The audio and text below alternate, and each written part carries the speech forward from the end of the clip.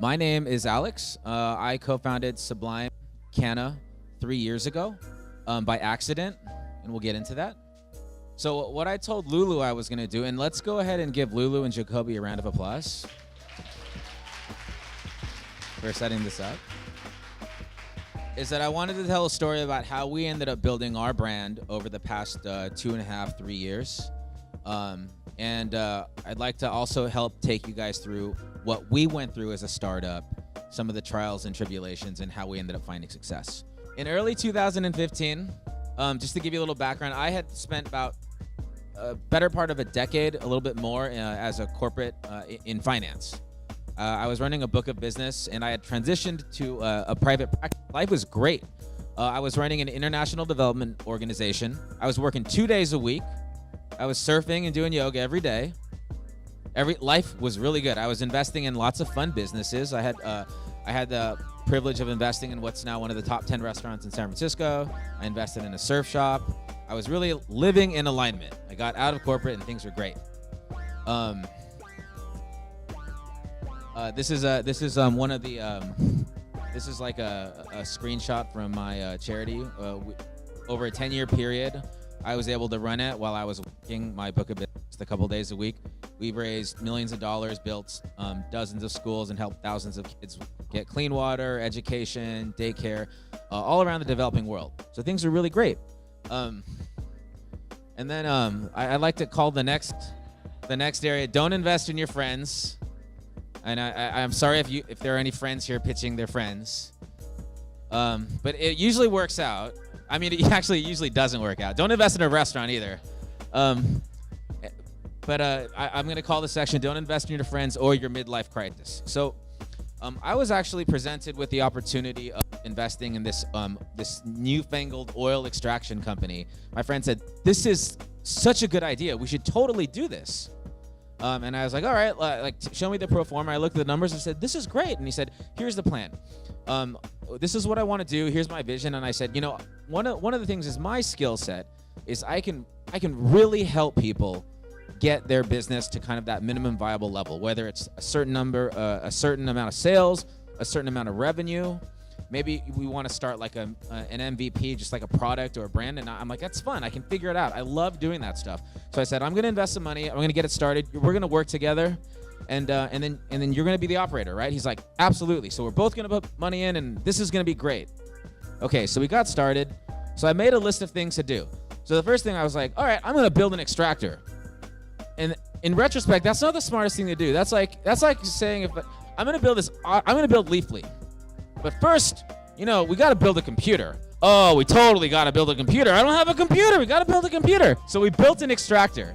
This should have been an absolutely terrible move, because what we did was we took all the capital that we had and we went to a garage. It was like dudes welding stuff together. We didn't know what we were doing, but it worked. It worked. But like, you know, smart thing would have been just to like buy a machine and get going on the rest of the business. So we built the computer. We built an extractor first. The next thing was like, so I heard this thing where it's just like, all you have to do to be successful is be like a top 10 brand. I'm like, bah! Let's just make a top 10 brand, guys. Like, what are we doing here? So I started thinking about what are some of the things that we can do to make these products more appealing to individuals. Wanted to develop some sales channels.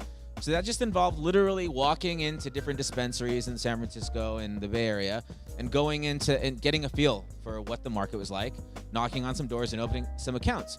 The other thing I made sure that I did was I wanted to buy a really sweet van that I could live out of. So this is how you make a real business go. That I could live out of, so I can make deliveries to Southern California, because you know I have to do it. You know, honey, I gotta go. So I made a van that I could park by the beach in C Street in Ventura. I could go surfing in the morning, do deliveries, and then come back up, and it was great. So it was like, and only in retrospect do I realize this was a total midlife crisis, because at the time it just seemed like a completely reasonable thing to do. So here's a picture of my van. It's awesome. It had a fridge in it. On the outside, it looked really shady. It smelled a little funny, but it was awesome. It had a fridge in it. It had a Lisa mattress in it. Really nice. and I could just park right by the street, right by the waves, go surfing. Life was good. So this was the first thing that we did. These are the first products that we made. So the first thing I wanted to do is I thought, like, all right, look, people just want to know. This is what I thought. People want to know what effect the product is going to have, and people also like really ugly colors. So these were the first blisters that we made. We figured out how could we most efficiently and least expensively package these little vape cartridges. So they go here, this little clamshell blister, and you're good to go, right? When we first started, I actually glued each one with a hot glue gun on individually. Yeah, that worked out great.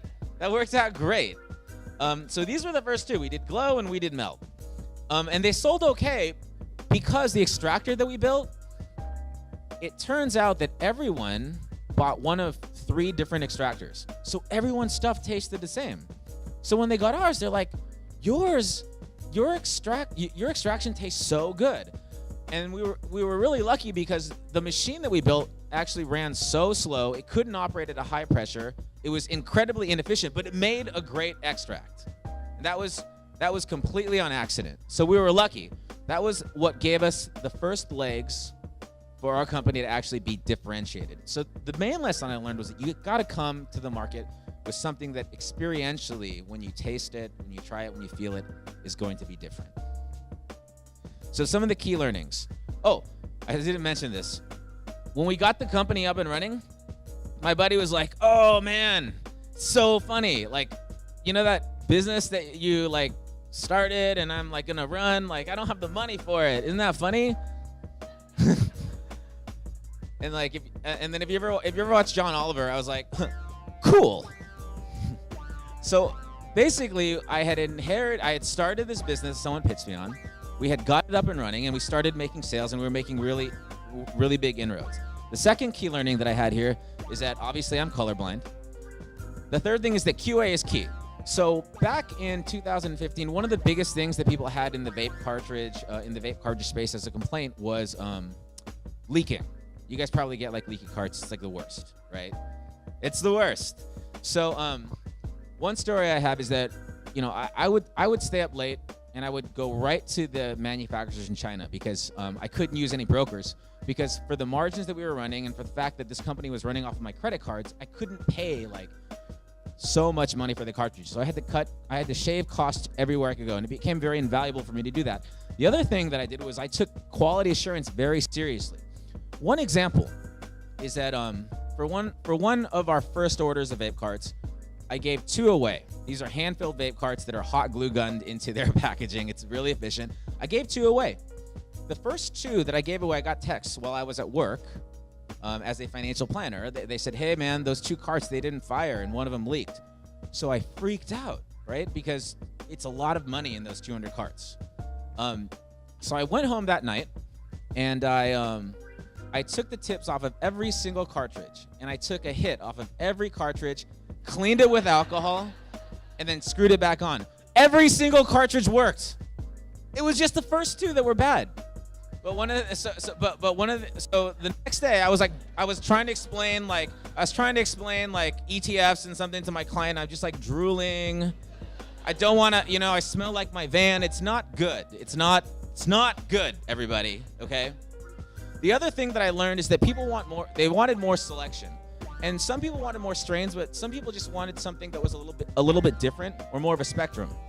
And then the other thing that I learned is that when I would go into dispensaries and I would try to figure out what's cool, what's hip, what's selling, there'd be these really attractive bud tenders and they'd be like, oh, do you want some like purple Ezekiel, Skittles, Diesel, Nitro, Citrus, boom. And you know, if a young attractive bud tender says to me, hey, do you want some Alaskan Thunderfuck? I want to say yes, but I'm scared. I don't know. I want to say yes, but I'm not going to lie, I'm scared.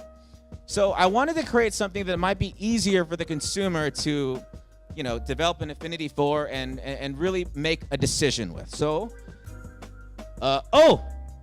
sorry. This is the other thing I was going to say. Is when I had that experience, I realized I was just too old for that shit. And one thing I wanted to emphasize is that I realized at that point I was so, like, I'm too old for those strains. I'm so old that I have to put a calendar appointment in my calendar to have sex with my girlfriend. Because if it doesn't go in your calendar, it doesn't exist. You have to put effort in your relationship. You get out what you put in. If you'll notice, I have been given 15 minutes, yes. This appointment does not repeat, but I do have the opportunity to invite others. But basically the whole strain thing, it made me feel so old. Because this is where I am in life, people.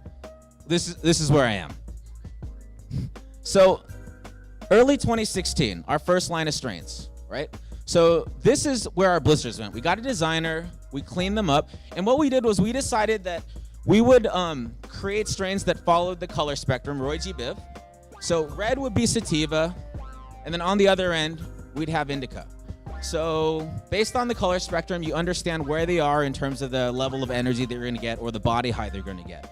El Fuego is a sativa. It is strain specific. It's Lamb's Red. Glow, that steps down a little bit more. It's still high energy, but not quite just a totally mental sativa. Then you have Sundays, and then you have Melt. So we started this theme of going with the colors along the rainbow, from most sativa to most indica. And for those of you who don't know, because I didn't when we first started, sativa is going to be your more cerebral high, typically high energy, a little giggly. And then melt is kind of like what you'll use on those, for the 15 minutes that you've calendared with your significant other or yourself, because it's going to happen one way or another. That's melt. That's the indica. You can remember indica. It's like in the couch. I told you this could be your worst presentation ever. And it is. So the next step here, that's Lulu. So the next step, and that's actually my chief science officer. So the next step was, one of the goals we had to add more science to what we were doing. This is David Erickson. So in full disclosure, I have a picture of me and Jacoby doing this. It's way less cute. But this is Dr. David Erickson. He is a doctor. He has a PhD in biological physics. This is when I asked them to send me a picture when they both met up at a conference in Vegas. So David Erickson, he is a PhD in biological physics. He was published in Nature magazine in January. He left NASA and he got his PhD at UC San Diego. And in this picture, both of these people look like you walked in on like two people in a hotel room doing drugs, right? Because this is not like a normal look right here. But we ended up convincing David Erickson that because he went to college with my nephew, he went to college with my cousin, that he should join the company. And he kind of hemmed and hawed for a minute, but after a while he decided to jump in. And so he was one of the best additions that we have with the company. He's developed extraction technology. We were just in Toronto talking to iBankers, and I was trying to get them to understand what it is that we do and why we're different. So the extraction technology we developed is probably 7 or 8 times more efficient than what's used in Canada right now. And all the iBankers, they're such like, ugh, they're just, ugh. They're like, well, everyone says everything's different. And they're like, well, you're not different. And then I had to stop one of them and I said, for $1 million, we can make an extractor that will extract every single pound of weed that's grown in Canada this year. And then he just shut up. It was great. Actually, that was the lawyer. And he was just like, every single pound? And I was like, yes, every single pound, idiot. So one of the things that we have that's absolutely critical in the industry right now is that most companies have a PhD. And, there's a lot of companies that are out there that just want to slap a brand on something. But if you're not investing in R&D in a hyper-growth industry, which is what we're in right now, you're going to be left behind. The things that we've figured out, the things that we're bringing to market within the next few months, they're already old to us. And it's very similar to technology, like .com 1.0, where my uncle, he invented this standard called SCSI. And he said to me, he's like, hey, I said, are you worried about other people copying you? And he's like, if you don't assume that everyone's going to copy you and you're not somewhere completely different with 18 months, your company's going to go under. You should sell it. And so we try to take that mentality with everything that we do at Sublime. So let's look at what we saw in 2017 for trends. We saw that clear was this huge thing. Everyone's like, oh my gosh, have you seen these clear cartridges? They're so clear, they're so clear. We tried them, but they didn't really taste like anything, right? Or we had people who had cartridges and they added flavor, and it tasted like they added flavor to them. So that was one thing that we really focused on. So David and I really wanted to make sure that we had something that stood out as a differentiator. The other thing that you'll notice in 2017, you probably all hear about, is terpenes. Everyone's like, terpenes, entourage, blah, blah, blah, blah, blah, blah, blah. It's just like, it's like such a buzzword right now. So what we want to do is figure out how we can deploy something that fundamentally is different with regards to terpenes. The other thing we found in 2017 is that our departure from strains, even though all of our extracts are strain specific, actually worked. We started having people hit us up on Instagram, people in dispensaries saying, hey, I want glow. Or, you know, my favorite is melt. My favorite is Sundays. And so what we realized is that was, for us, the beginning of what we see as a brand, okay? The other thing that I realized is that in the warehouse, because this is all bootstrapped, we were running out of space, okay? And one thing that I noticed is that I'd have like 50 boxes, okay? And 30 boxes, or 35 of the boxes would have vape pens in it. And then there'd be 15 big, huge boxes that take up like a whole corner where I could be running extraction or doing something of these things. You guys know what these are? Yeah, they're the chargers. So it drove me crazy because we had like hundreds of pounds of chargers. At the end of the day, they don't do anything. And the other thing I realized is like, I'm trying to market a product to people who are smoking marijuana. So like, they're definitely gonna lose it. Like, you're gonna lose that. And then what are you gonna do? Like, what? Hey, do you have a 510 thread vape pen charger? Like, no, it's not gonna happen. So if you guys look in your bags, you have a patented pen that we made called the Sneaker. It's this little guy. And so the cool thing about this is, like, you know, you just plug it in. That's all. You just plug it in. It's a vape pen and you just plug it in. So you should all have one. We patented, developed, designed. We did all of that for 15 grand. Because, I mean, that's like pretty much all we had at the time. It's like, you know, I spent all the money on the van. It was a long story. But it was a really great exercise in understanding like the industrial engineering. This is actually the next iteration of our line. So you see, these are our gold cartridges. These are clear. And what we did was very similar to what we did with our initial line, but we had our brand follow cities through the world. So Tokyo, which is red, is our strongest sativa. Tokyo is actually the city in the world where they sleep less than anywhere else, okay? They get less sleep in Tokyo than anywhere else in the world.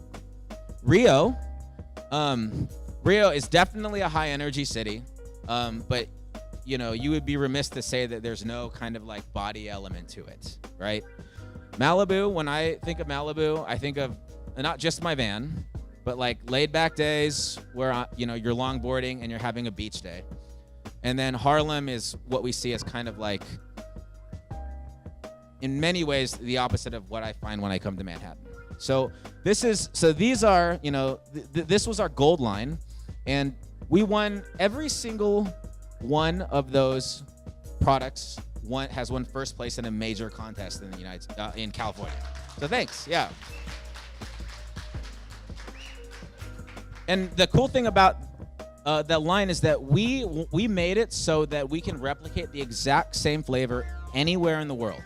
With cannabis that can be cultivated, as long as the strains are aligned correctly, all of the terpene profiles that we make can be reconstructed. So we can deliver the same experience anywhere in the world. And that was our main focus when we made it. So we're really excited about that. So what's next? You guys, you know, space is like so hot right now. And when I grew up, like I was like, my dad worked for, he worked on the space shuttle. He worked at Rockwell. So it's great. So having like SpaceX come back, it's really exciting for me. And so our next line is going to be called Strata. This is going to be a premium line. And what we're proposing is that we've created the most complex terpene profile on the planet. So I couldn't make this pie chart this is like Excel. I couldn't do anything with it. But if you guys look at most vape cartridges, like how can we be different? How can we bring something to the market that no one else has? Most of them have, you know, like a handful of terpenes scattered here and there. But what we've done is we've dialed in what we consider to be hands down the most complex terpene profile on the planet, and we can replicate it consistently, perfectly every single time. And the way that we actually developed all of our terpene profiles is that David and I, we ordered every single terpene that you can get that's naturally derived. And then we got every terpene and figure out every kind of extraction that you can get from those terpenes. And we got every terpene that we saved from our extractors. And then we smoked terpenes for 2 weeks. No cannabis.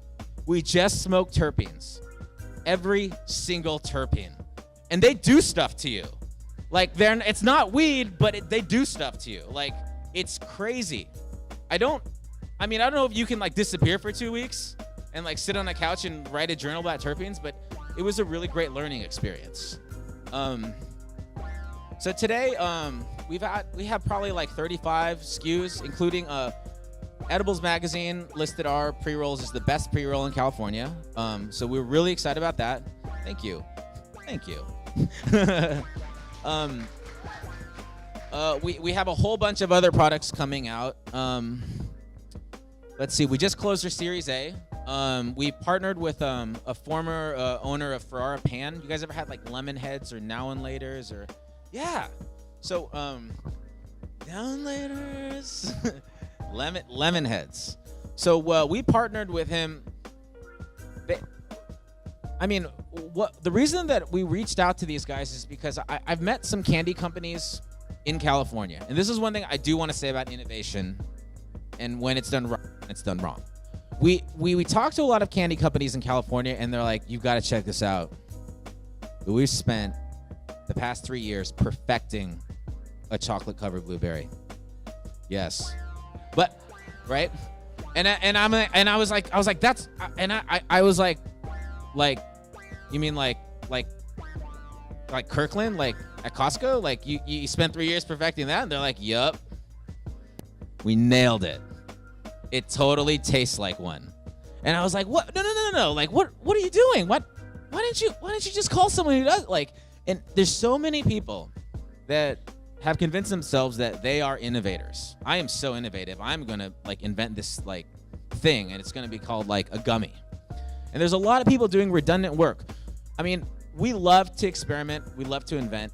But one of the things that I think is really going to happen in this industry is that you're going to see a lot more crossover with people who know how to, for example, make candy not just at the lowest cost and highest efficiency in the cannabis industry, just the lowest cost and highest efficiency in the world, right?